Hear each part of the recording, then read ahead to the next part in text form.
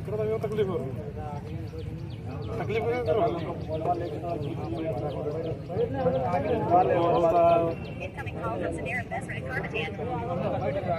Incoming call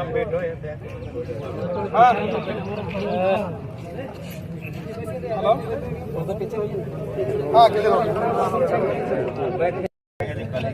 hello हाँ किधर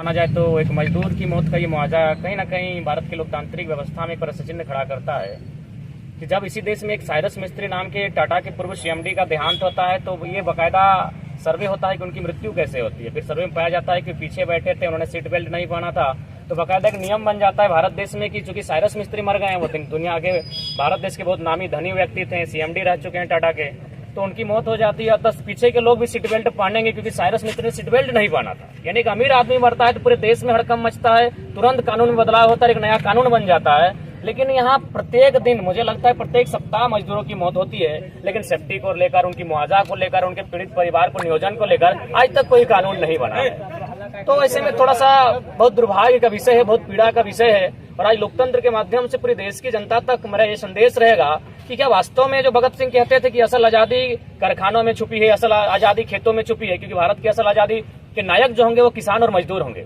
तो आज तो किसान और मजदूर की तो कोई बात ही नहीं करता है, आज तो सब कंपनियों की बात करता है। लॉजिकली देखिए, यहाँ जितने प्रशासन भरे, मैं लॉजिकली बात करता हूँ, गोमिया थाना ऑलरेडी है, तो यहाँ इस थाने की क्या दरकार थी? 5 किलोमीटर कोई थाना नहीं बनता, लेकिन इसलिए बनाया क्योंकि कंपनी यहाँ है। तो ये सवाल आज भी खड़ा होता है, क्या ईस्ट इंडिया कंपनी का शासन आज भी भारत देश में बरकरार? इसका मतलब आप, चूंकि मैं जहाँ रहता हूँ एक राजगंज थाना है, एक तोपचांची और निमिया घाट है, सभी थानों की दूरी लगभग 15 किलोमीटर है। यानी आम व्यक्ति के लिए 15 किलोमीटर थाना होता है, लेकिन अगर वहाँ कंपनी स्थापित होती है तो 5 किलोमीटर। चलिए भाई, कंपनी प्रोडक्शन करती है, कंपनी को सुरक्षा देना चाहिए, तो ये कौन सा प्रोडक्शन कि मैंने ईस्ट इंडिया कंपनी से भी क्रूर शासन व्यवस्था है। आज एक मजदूर मौत हो जाता है, आज शुरुआत होता है 50,000 से। क्या आप मछली बेचने आए हैं या साग सब्जी बेचने आए हैं कि मजदूर की मौत का मुआवजा का आप मैंने मोल भाव करते हैं और फाइनली 4 लाख, 5 लाख, 7 लाख होते हुए 10-12 लाख में समाप्त होता है। तो इसीलिए हालांकि जो भी आज निष्कर्ष आएगा, जो भी मुआवजा मिलेगा, हो सके परिवार को राहत मिलेगा, लेकिन एज ए ह्यूमन की बात कही जाए, आज जो हम लोग आंदोलन कर रहे हैं हम सेटिस्फाइड नहीं हो पाएंगे, क्योंकि मोल भाव नहीं होना चाहिए।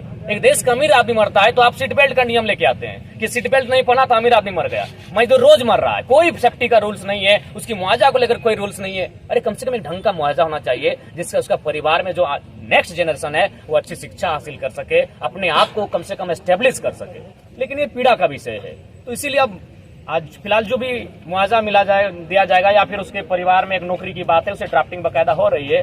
और कुल मिलाकर कहा जाए तो सबसे जो बड़ी बात है, हालांकि हमारे पास कोई लिखित प्रमाण नहीं है, लेकिन जो सच्चाई है, जितनी भी फैक्ट्रियां खड़ी हैं, जितनी भी कंपनियां खड़ी हैं, विधायक रहे, पूर्व विधायक रहे, बगल के विधायक रहे, सबको झोला भर के जाता है।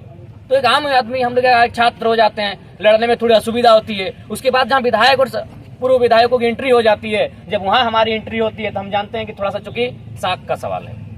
अब मान के चलिए अगर कोई विधायक और पूर्व विधायक नहीं आता तो वचन है बेहतर रिजल्ट होता, कोडरमा भी हम गए थे। लेकिन चूंकि वहां जब पॉलिटिकल पर्सन का इंटरफेयर होता है तो चूंकि उसका साख का विषय है, धनबाद का लड़का है, आईकल का लड़का है, बेटा हम लोग बात किए इतना का 10 रुपया के 12 देके दिला के चला जाएगा मुआवजा में, तो साख का विषय आता है। ये साख का विषय भी, एटीट्यूड जो विधायकों का रहा है, उस कारण भी मजदूरों को नुकसान होता है। हम क्यों आते हैं? आपके कहने का मतलब कि जो गोमिया के पूर्व विधायक आए हैं, वर्तमान विधायक आए हैं, बगल का विधायक उड़ा के आया है, आपके मतलब अगर वे लोग नहीं आते तो मुझे लगता है हम लोग सेटिस्फेक्शन हो पाते या फिर बेहतर रिजल्ट दे पाते। अपना पहचान बरकरार रखने के लिए नहीं, साख पहचान नहीं, पहचान का मैटर नहीं, साख जो हम लोग साख बोलते हैं, अपना माने एटीट्यूड अपना, उसको बरकरार रखने के लिए जाहिर सी बात है वे पहले आए हैं, तो हम लोग क्यों आएंगे? हम तो बार बार चाहते हैं हम गोमिया क्यों आएंगे? मेरा घर तोपचांची है, हम अपना क्षेत्र को नहीं देख पाते, हम गोमिया क्यों आएंगे? हमारे गोमिया में, लेकिन जो लोग अच्छा काम करेंगे, अगर वो बेटर करते तो हमें गोमिया आने की जरूरत नहीं है। आज मोटा मोटी इससे पहले जहाँ विधायक लोग इंटरफेयर नहीं किया, वो लोग बेटर रिजल्ट किए। मेदांता में बकायदा हम लोग फोन पे से मुआवजा दिलवाएं, जो शायद इतिहास में नहीं हुआ होगा। तो इसलिए थोड़ा सा पीड़ा, इसलिए मेरा मानना है कि अब थोड़ा सा जनता को भी जागरूक होना होगा, मजदूरों को भी जागना होगा, किसानों को भी जागना होगा कि आपकी मौत की कोई वैल्यू नहीं है। तो आपकी मौत की अगर वैल्यू की कोई चर्चा करे तो सदन में चर्चा होनी चाहिए। तो आज के तमाम झारखंड में जो भी मजदूरों को लेकर आज प्रताड़ना हो रही है, उसको लेकर उन्हें सबक लेना होगा और ऐसे लोगों को जनप्रतिनिधि के रूप में चुनना होगा जो सदन में बात को रख सके। आज सिर्फ कहते हैं ये किसानों का देश है। अभी भारत के पर्वतमाला प्रोजेक्ट जो बनारस से लेकर कलकत्ता तक जाएगी, उन्हें पुणे दाम में जमीनें ली जाएगी, जिसमें हमारा 159 किलोमीटर झारखंड में आएगा, बिहार में 167 किलोमीटर के आसपास आएगा, बंगाल में लगभग 242 किलोमीटर के आसपास आएगा। जमीनें किसकी जाएगी? किसानों की। और ये डंका पीटते हैं किसानों का देश है। कहाँ किसानों का देश है भाई? कौन लॉजिकली बात रखता है? कौन वहाँ सदन में रखता है कि भाई क्या रेट होना चाहिए? 5,000 4,000 में कोड़ी के भाव जमीन ले लिए, और किसके लिए बना? कौन सा किसान बनारस से कलकत्ता जाएगा भाई? किसको जरूरत है? सब कॉर्पोरेट्स को देख के बना जाता है। तो कॉर्पोरेट से कब मुक्ति पाएगा यह देश?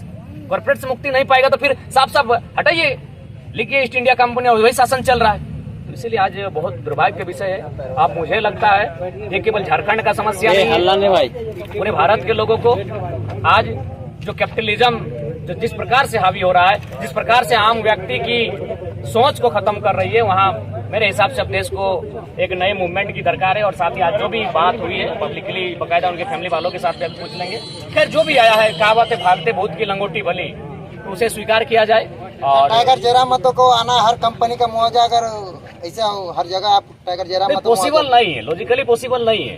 लेकिन चूंकि ये हम लोग बोकारो में थे और 30-40 किलोमीटर